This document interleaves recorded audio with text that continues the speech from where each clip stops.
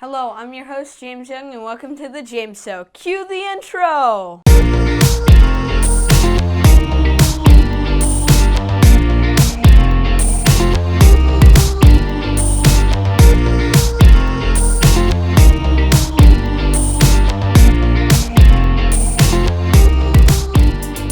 Hello and welcome. I'm your host, James Young, and this is the James Show. We're here in the Young studio after a couple months of planning and hard work. My dad helped me make it, and this is one of my favorite things. I mean, this is my dream. So we're going to have my first interview, Dad, come in.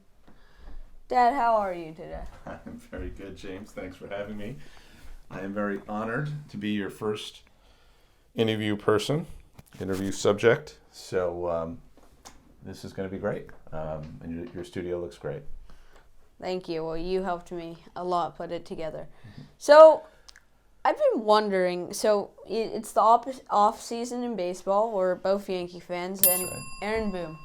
Aaron Boone, why did he not get quit or fired? Why didn't he quit or fired? Well, I think that was an open question for the Yankees front office, whether to keep him or not, and they kept him. I don't know what went into that decision, but I am personally an Aaron Boone fan. I like him. I've always liked him since they brought him on board. I think the problem with the Yankees is not really Aaron Boone, it's the front office. The front office apparently micromanages every decision on the field. You know, what Michael Kay and some other people have said is that in-game decisions like whether to run somebody, whether to pinch hit, whether to put in a relief pitcher at any given point in the game, all those decisions are decided by analytics that are fed to Aaron Boone. So he has no latitude to make, a personal decision or a gut instinct type of decision in the middle of a game. Anyways, how about we move on to the team? Do you think the Yankees are a solid team? You know, they went out in the wild card this year. They had a solid 2017 season, solid 2020 season. But in my opinion, I really don't think I think they're in like a phase where they're just kind of learning how to get good guys again and not spend so much money. How about you? I think that's right. I think over time, the Yankees have put less emphasis on buying big, highly priced talent, although they have done it. But I think they're starting to realize they have to do other things to win, which is in part why they rely on the data analytics, which I don't think is entirely correct. I mean, there's a place for data analytics, but no, I think they overuse it. But they've always had a very good farm system. They've always developed players very well. That still appears to be something they do well. And I'm okay with that as a Yankee fan. I'm okay with them trying to rely more on the farm system, maybe selectively, pick up a player in free agency here and there. But in terms of going out and just spending hundreds of $millions on free agents in the offseason, I'm just not a fan of that. So you think like Rizzo? Do you think that was a good idea? Rizzo, I think, is actually a good player. Apparently, he's a good guy. He's a good guy in the clubhouse.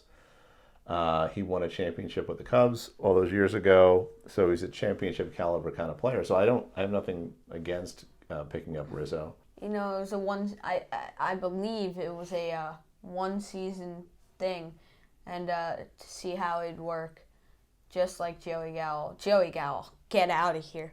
What do you say about that? I, like you, I'm not a Gallo fan. I was not a fan of the Yankees acquiring him last year. He came in and I think did exactly what you'd expect him to do: strike out a lot, hit a fair amount of home runs, but just wasn't a guy that was producing consistently for you every day. So here's another question, and I think it kind of relates to what we just talked about. They haven't won in 10 years. I mean, that's my lifetime. They haven't won in 10 years. It's actually 12 years, I think. 12 years now. But I how do you not win in 10 years if you're the Yankees, you know? And I think... Well, I think the last part of your sentence is the important thing, if you're the Yankees.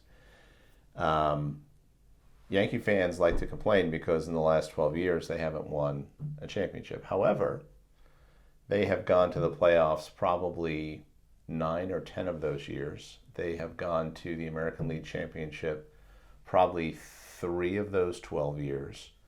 So they're a consistent playoff team. They're always competitive.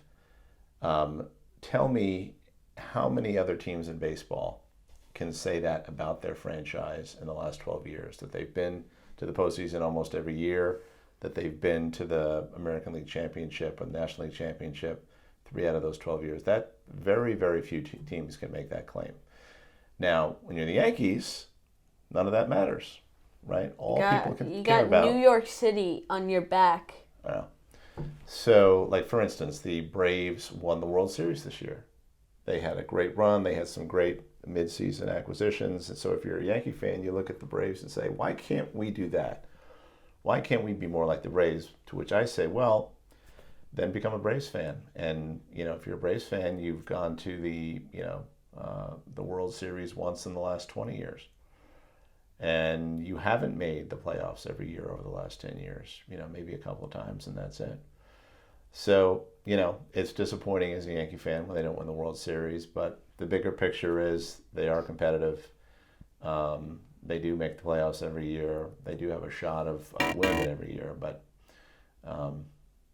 so I don't know if that answers your question, James. But that does, yeah. So we're heading into the final 3 questions here: number 4, number 5, and number 6. So your cousin was a Lions NFL player. Yeah. And what did he play? You know, what position did he play?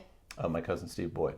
Yeah. Okay, so Steve was a linebacker, and he played for the Detroit Lions. The years I'm going to forget, but it was probably something like 1995 or 1996 till 2000 or 2001. And before that, he played for Boston College. It was probably Thanksgiving of 1998 or 99, probably 1998.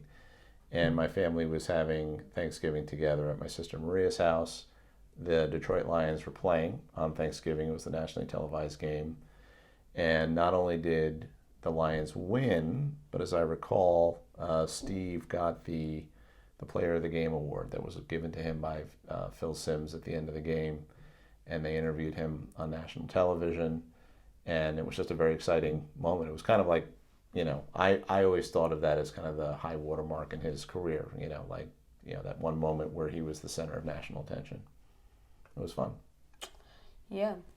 That's got to be great. I mean, the other, I'll tell you, there was 2 moments that I remember from his career. That one was that, and the other moment was when I was just sitting in my apartment in like late January of one of those years, and the All Madden team came on.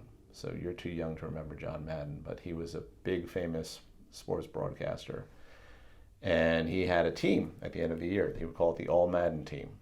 And in my mind, if you make the All Madden team, it just means you're a legend. Because if John Madden says that you're one of his guys, it just means you're just great. And I was totally not expecting to hear his name. And then John Madden was going through his selections for the All Madden team for linebacker. And he mentioned Steve Boyd. And I just could not believe it. To me, that was better than going to the All-Pro game or, the Pro Bowl. That was like, that's better than going to the Hall of Fame. He made it to he made it on the team, or? Yeah, it's just an honorary thing, but he was named to the team. Wow, that's gotta be great. That was cool. So how about we go into our final question here? I know you like the piano, and why do you like the piano? I mean, this is a great question. I love to ask this question to anybody. What about you? Why do you like the piano? I just like playing because it's relaxing.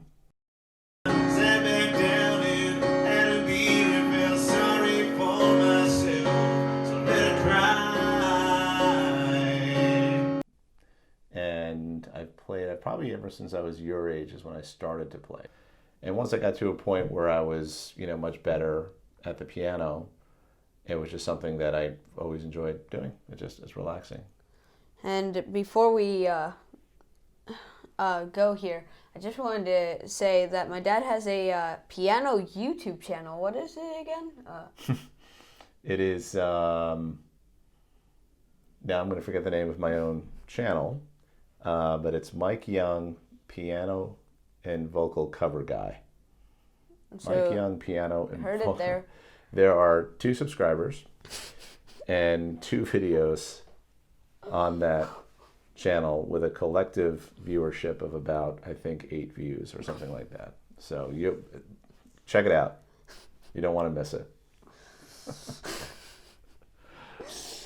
All right, that's it for the James Show today. Hope you enjoyed. See you next time, next Saturday, 5 p.m. Start. Be there.